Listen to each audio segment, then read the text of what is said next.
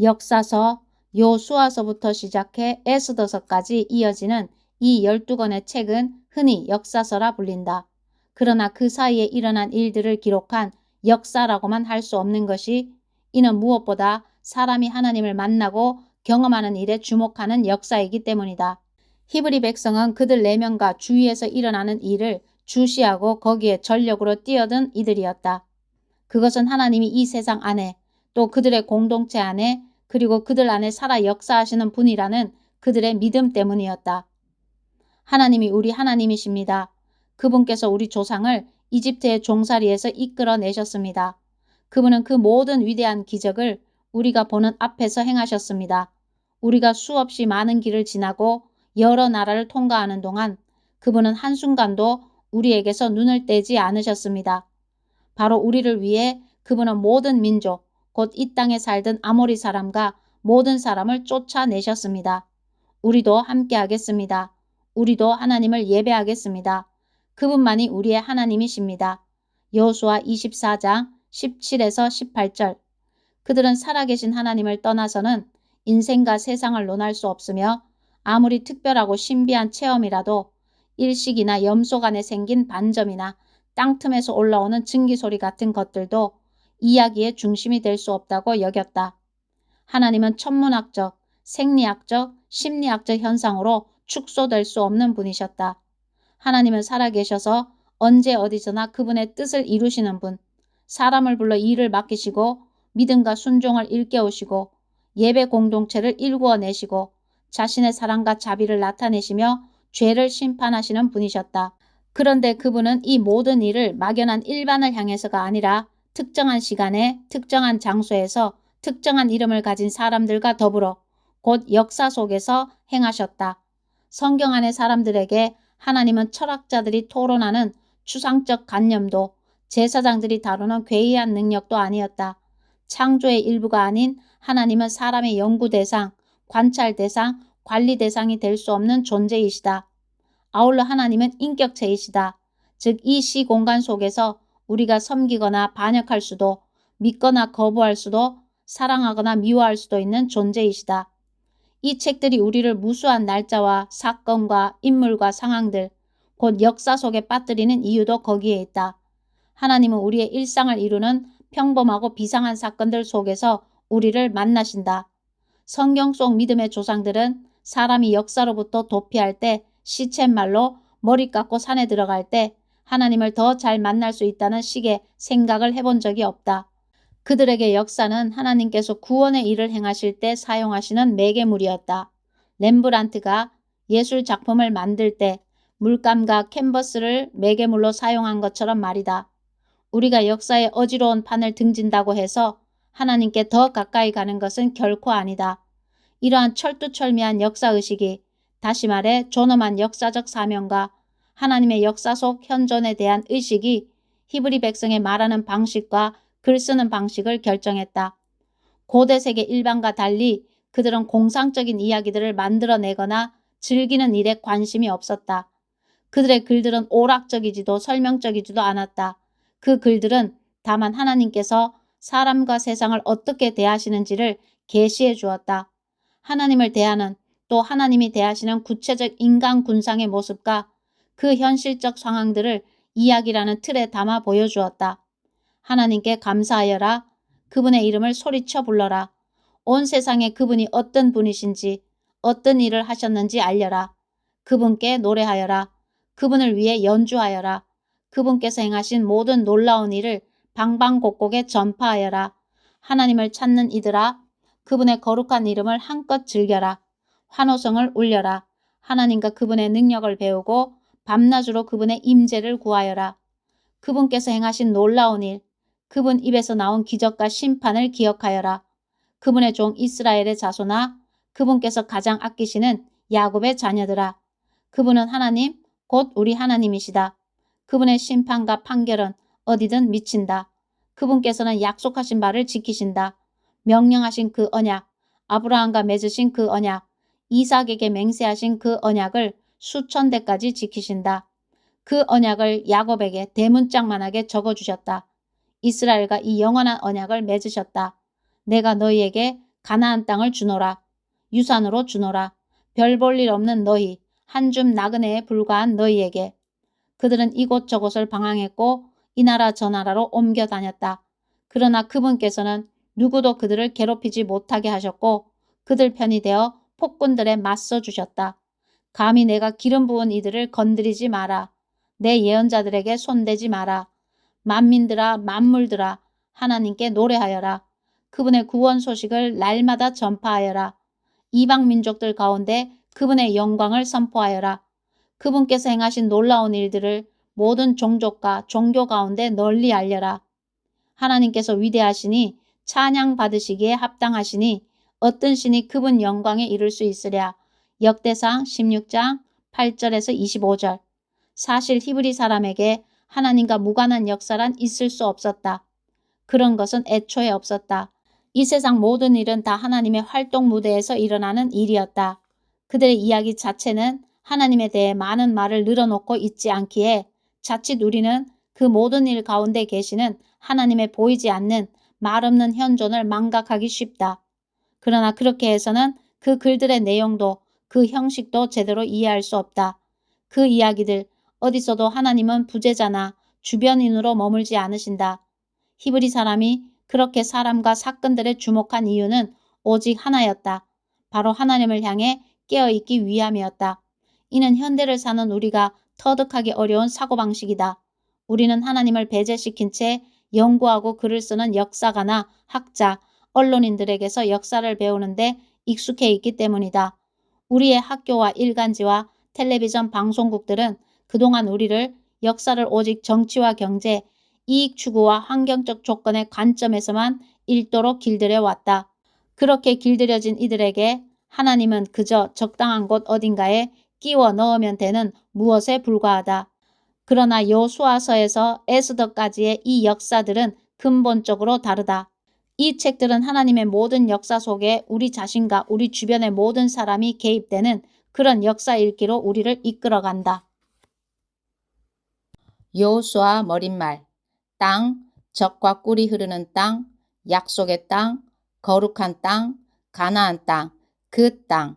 모세의 뒤를 이어 이스라엘의 지도자가 된 여호수아가 요단 강가에 서 있다. 그 강 건너편 가나안 땅에 들어가 그곳을 차지하려는 것이다. 그곳은 유구한 역사의 거대한 문명들 사이에 낀 보잘것없는 지역이었다. 그곳에서 무언가 중요한 일이 일어나리라 생각했던 사람은 당대에 아무도 없었다. 그 협소한 지역은 이집트와 메소포타미아라는 두 위대한 문화권과 경제권 사이에 놓인 다리라는 점을 제외하면 하등의 중요성도 없었다. 그러나 이제 그곳은 인류의 종교사에서 중요한 곳이 될 것이었다. 아니 그곳은 실로 앞선 모든 것과 주변 모든 것을 압도하는 곳이 될 것이었다. 이스라엘 백성은 거의 500년 동안을 땅 없이 살았다. 그들의 조상인 아브라함, 이삭, 야곱 그리고 그의 12아들은 모두 가나안 땅을 떠도는 유목민이었다.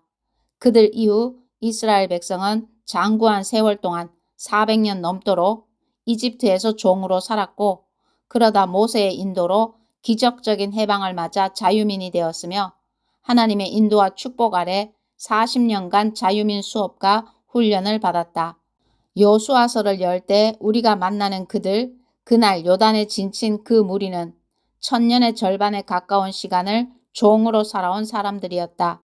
불과 얼마 전에야 자유의 몸이 된 초라한 행색의 유랑민이었다.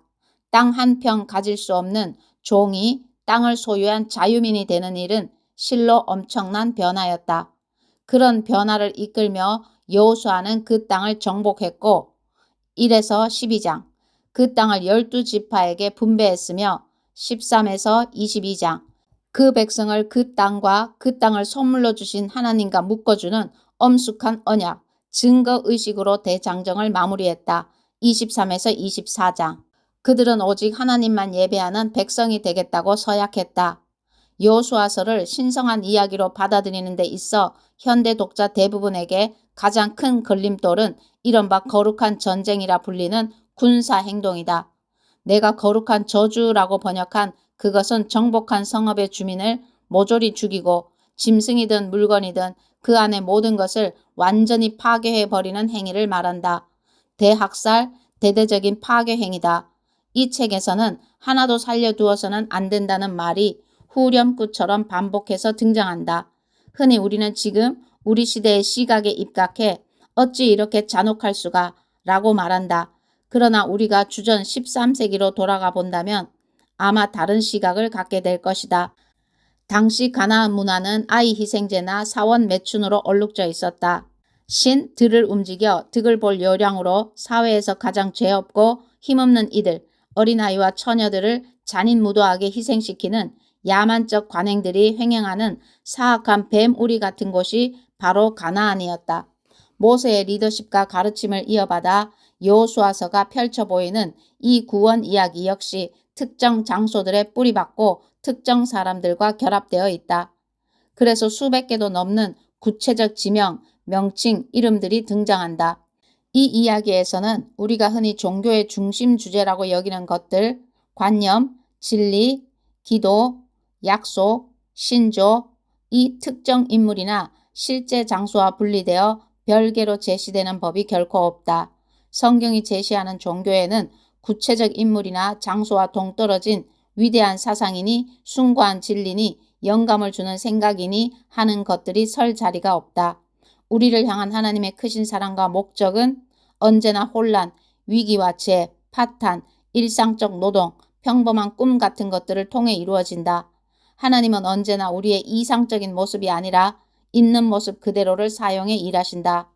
그분은 여호수아에게 그리고 우리에게 다음과 같이 말씀하신다. 힘을 내어라, 용기를 내어라, 겁내지 마라, 낙심하지 마라. 하나님, 내 하나님이 내가 내딛는 모든 걸음마다 함께할 것이다. 여호수아 1장 9절.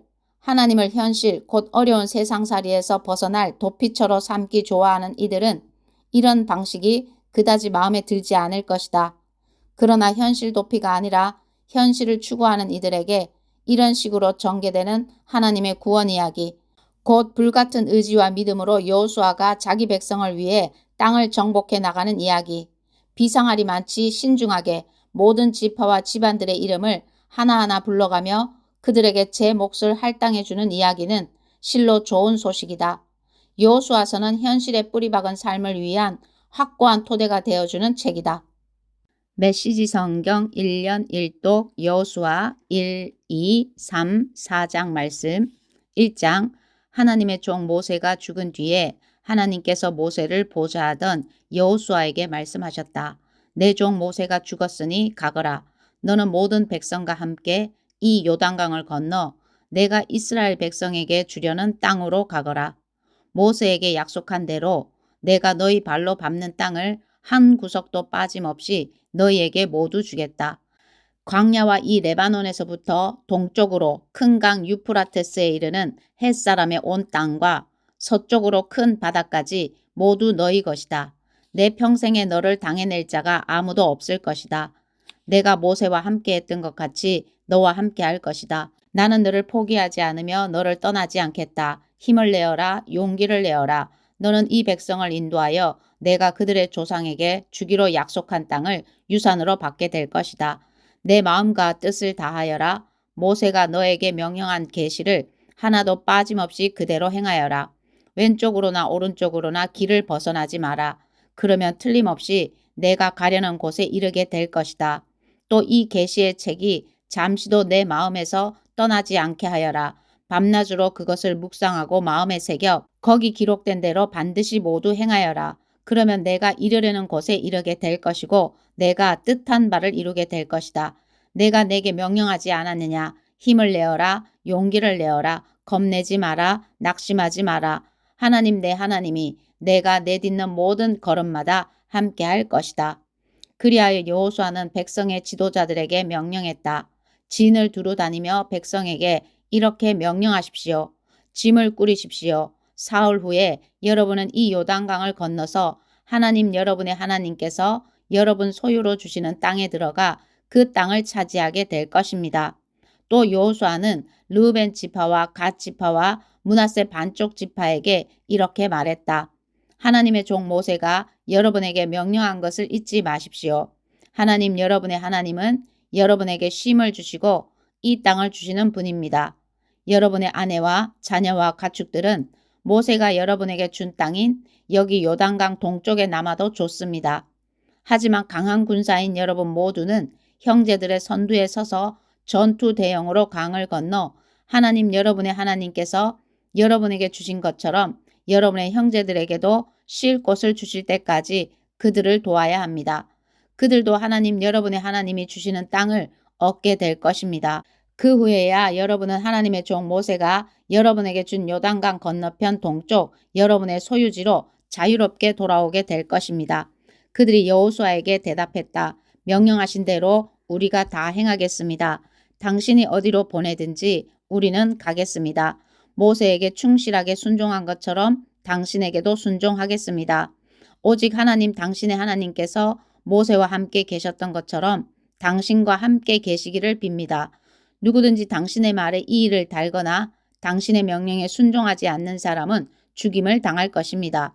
힘을 내십시오. 용기를 내십시오. 2장 눈의 아들 여호수아가 시딤에서 정탐꾼 2사람을 몰래 보내며 말했다.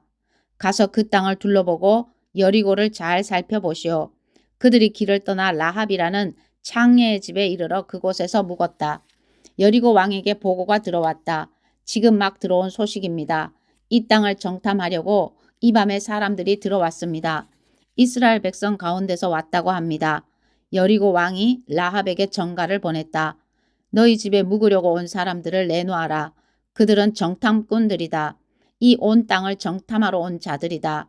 그러나 그 여인은 2사람을 데려다가 숨겨두고 이렇게 말했다. 맞습니다.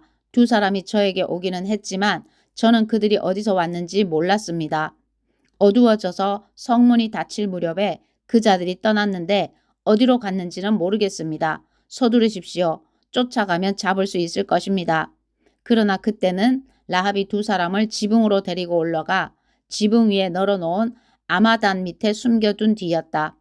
그들을 뒤쫓던 사람들은 요단길을 따라 여울목 쪽으로 향했다. 그들이 나가자마자 성문이 닫혔다. 그 밤에 정탐꾼들이 잠자리에 들기 전 라합이 지붕 위에 있는 그들에게 올라가서 말했다. 나는 하나님께서 당신들에게 이 땅을 주신 것을 압니다. 우리 모두가 두려워 떨고 있고 이 땅의 모든 사람이 절망에 빠져 있습니다. 당신들이 이집트를 떠날 때 하나님께서 당신들 앞에서 어떻게 홍해물을 마르게 하셨는지, 당신들이 거룩한 저주 아래 두어 멸망시킨 요단 동쪽 아모리 사람의 2왕 시혼과 옥에게 그분께서 어떻게 행하셨는지 우리가 들었습니다. 그 말을 듣고서 다들 가슴이 철렁 내려앉아 숨이 멎는 줄 알았습니다. 모두가 당신들 때문입니다. 당신들과 위로 하늘의 하나님이시며 아래로 땅의 하나님이신 하나님, 당신들의 하나님 때문입니다. 이제 하나님의 이름으로 나에게 약속해 주십시오. 내가 당신들에게 자비를 베풀었으니 당신들도 우리 집에 자비를 베풀어 주십시오. 내 부모와 형제를 비롯해서 우리 집과 관계된 사람들을 모두 살려주겠다는 보증으로 눈에 보이는 증거물을 주십시오. 우리 목숨을 죽음에서 건져 주십시오. 우리가 목숨을 걸고 당신들을 지키겠소. 그 사람들이 말했다. 다만 이 일을 아무에게도 말하지 마시오. 그러면 하나님께서 이 땅을 우리에게 넘겨주실 때 우리가 신의를 지키고 자비를 베풀어 당신들에게도 도리를 다할 것이요. 라합의 집이 바깥쪽 성벽 위에 있었으므로 라합은 그들을 창문에서 줄로 달아내렸다. 그리고 그들에게 말했다. 뒤쫓는 사람들의 눈에 띄지 않도록 산으로 달아나세요. 사흘 동안 숨어 있으면 뒤쫓는 사람들이 돌아갈 겁니다. 그때 길을 떠나십시오. 그 사람들이 대답했다. 우리가 당신과 맺은 맹세를 지키게 하려면 이렇게 하시오. 우리를 달아내렸던 창문 밖으로 이 붉은 줄을 걸어놓고 당신의 부모와 형제, 온 가족이 당신 집에 모여 있으시오. 누구든지 당신 집 문을 나서서 길로 나갔다가 목숨을 잃으면 그것은 그 사람 잘못이지 우리 책임이 아닙니다. 그러나 집안에 있는 사람들에 대해서는 전적으로 우리가 책임지겠소. 누가 그들 중 하나에게라도 손을 대면 그것은 우리 잘못입니다. 다만 당신이 우리의 일을 아무에게라도 말하면 당신과 맺은 이 맹세는 무효입니다. 우리는 더 이상 책임이 없습니다. 라합은 그 말대로 하겠습니다 하고는 그들을 보냈다. 그들이 떠나자 라합은 창문 밖으로 붉은 줄을 내걸었다. 그들은 산으로 가서 뒤쫓는 사람들이 돌아갈 때까지 사흘 동안 거기 머물렀다. 뒤쫓는 사람들은 이것저것을 샅샅이 뒤졌으나 아무것도 찾지 못했다. 그들이 돌아갔다. 두 사람은 산에서 내려와 강을 건너 눈의 아들 여호수아에게 돌아가서 자신들이 겪은 일을 빠짐없이 보고했다. 하나님께서 온 땅을 우리에게 주셨습니다. 그곳 사람들 모두가 우리 때문에 겁에 질려 있습니다. 3장 여호수아는 일찍 일어나 온 이스라엘 백성과 함께 시딤을 떠나 요단강에 이르렀다. 그는 강을 건너기 전에 그곳에 진을 쳤다. 사흘 후에 지도자들이 진을 두루 다니며 백성에게 명령을 내렸다. 레위 제사장들이 하나님 여러분의 하나님의 언약궤를 매는 것을 보거든 여러분이 머물던 자리를 떠나 그 궤를 따라 나서십시오. 여러분과 언약궤 사이는 900m 정도 간격을 두어야 합니다. 반드시 그 거리를 유지해야 합니다. 그러면 갈 길이 분명히 보일 것입니다. 이 길은 여러분이 한 번도 가본 적이 없는 길입니다. 여호수아가 백성에게 말했다. 여러분 자신을 정결하게 하십시오. 내일 하나님께서 여러분 가운데서 놀라운 기적을 행하실 것입니다. 여호수아가 제사장들에게 지시했다. 언약궤를 메고 백성보다 앞서 가십시오. 그래서 제사장들은 언약궤를 메고 백성보다 앞서 나아갔다. 하나님께서 여호수아에게 말씀하셨다. 바로 오늘부터 내가 온 이스라엘이 보는 앞에서 너를 높일 것이다. 내가 모세와 함께 있었던 것처럼 너와 함께 있다는 것을 그들이 직접 보게 될 것이다. 너는 언약궤를 맨 제사장들에게 요단강 물가에 이르거든 거기 강둑에 서 있으라고 명령하여라. 여호수아는 이스라엘 백성에게 말했다. 주목하십시오. 하나님 여러분의 하나님께서 하시는 말씀을 들으십시오. 하나님께서 여러분 가운데 살아계심을 여러분이 이제 알게 될 것입니다. 그분께서 가나안 사람, 헷 사람, 히위 사람, 브리스 사람, 기르가스 사람, 아모리 사람, 여부스 사람을 여러분 앞에서 완전히 쫓아내실 것입니다. 여러분 앞에 있는 것을 보십시오. 언약궤입니다. 생각해 보십시오. 온 땅의 주께서 여러분이 보는 앞에서 요단강을 건너실 것입니다. 이제 이스라엘 지파 중에서 지파별로 한 명씩 12사람을 뽑으십시오. 온 땅의 주이신 하나님의 언약궤를 맨 제사장들의 발이 요단강 물에 닿는 순간 흘러내리던 물이 멈출 것입니다. 위에서부터 흘러내리던 물이 가득 고일 것입니다. 정말 그대로 되었다. 언약궤를 맨 제사장들이 앞장선 가운데 백성은 요단강을 건너기 위해 장막을 떠났다. 제사장들이 요단강에 이르러 그 발이 물가에 닿자 요단강은 추수철이면 내내 강둑에 물이 넘쳤다. 흘러내리던 물이 멈췄다. 멀리 사르단 근처에 아담의 물이 가득 고인 것이다. 저만치 아라바 바다, 소금 바다까지 강이 말랐다. 그래서 백성은 여리고 쪽으로 건너갔다. 온 이스라엘이 마른 땅을 밟고 요단강을 건너는 동안 언약궤를 맨 제사장들은 강 한가운데 마른 땅을 굳게 딛고 서 있었다. 마침내 온 이스라엘 민족이 발 하나 젖지 않은 채 요단강을 건넜다. 4장 마침내 온 백성이 강을 건너자 하나님께서 여호수아에게 말씀하셨다. 백성 중에서 지파별로 한 명씩 12사람을 뽑아 그들에게 바로 여기 제사장들의 발이 굳게 섰던 요단강 한가운데서 돌 12개를 취하십시오. 그 돌들을 가져다가 오늘 밤 여러분이 진을 칠 곳에 두십시오 하고 말하여라. 여호수아는 자신이 이스라엘 백성 중에서 지파별로 한 명씩 뽑은 12사람을 불러 지시했다. 요단강 한가운데로 가서 하나님 여러분의 하나님의 언약궤 앞에 서십시오. 각자 돌 하나씩을 들어 어깨에 매십시오. 이스라엘 백성 각 지파마다 돌 하나씩입니다. 그 돌들은 훗날 이 일에 대한 기념물이 될 것입니다. 여러분의 자손이 이 돌들은 무엇입니까? 하고 묻거든 여러분은 하나님의 언약궤가 요단강을 건널 때 강물이 그 궤 앞에서 멈췄다. 궤가 다 건널 때까지 줄곧 멈춰 있었다. 이 돌들은 이스라엘 백성을 위한 영원한 기념물이다 라고 말해 주십시오. 이스라엘 백성은 여호수아가 명령한 대로 행했다. 요단강 한가운데서 돌 12개를 하나님께서 여호수아에게 지시하신 대로 12지파가 돌 하나씩을 취하여 그것을 메고 진으로 돌아와 진 안에 두었다.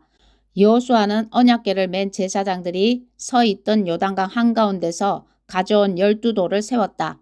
그 돌들은 오늘까지 그곳에 있다. 언약궤를 맨 제사장들은 하나님께서 여호수아에게 지시하여 백성에게 행하게 한 일이 다 이루어질 때까지 이로써 일찍이 모세가 여호수아에게 지시한 일이 이루어졌다. 계속해서 요단강 한가운데 서 있었다. 백성은 한 사람도 망설이지 않고 모두가 강을 건넜다. 강을 다 건너고 나서 온 백성은 언약궤와 제사장들이 건너오는 모습을 지켜보았다. 르벤 지파와 갓 지파와 므낫세 반쪽 지파는 모세가 지시한 대로 이스라엘 백성 앞에서 전투 대형으로 건너갔다. 모두 약 4만 명의 무장한 군사들이 전투 태세를 갖추고 하나님 앞에서 여리고 평지로 건너갔다. 하나님께서는 그날에 온 이스라엘 백성이 보는 앞에서 여호수아를 높여주셨다.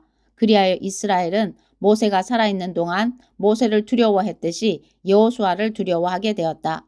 하나님께서 여호수아에게 말씀하셨다. 증거궤를 맨 제사장들에게 명령하여 요단강에서 올라오게 하여라.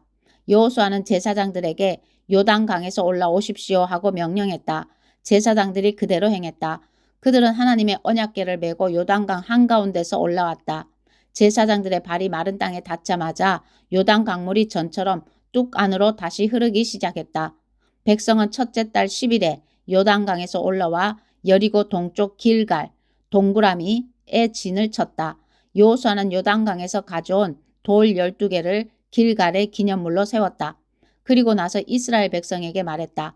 훗날 여러분의 자손이 그 아버지에게 이 돌들은 대체 무엇입니까? 하고 묻거든 여러분은 이스라엘이 마른 땅을 밟고 이 요단강을 건넜다 하고 말해 주십시오. 그렇습니다. 하나님 여러분의 하나님께서 여러분이 강을 다 건널 때까지 요단강 물을 마르게 하셨습니다. 전에 하나님 여러분의 하나님께서 우리가 홍해를 다 건널 때까지 우리 앞에서 홍해를 마르게 하셨던 것처럼 말입니다. 그렇게 하신 것은 땅의 모든 사람이 하나님의 구원하시는 손이 얼마나 강한지 알도록 하고 여러분이 항상 하나님을 경외하도록 하려는 것입니다. 아멘.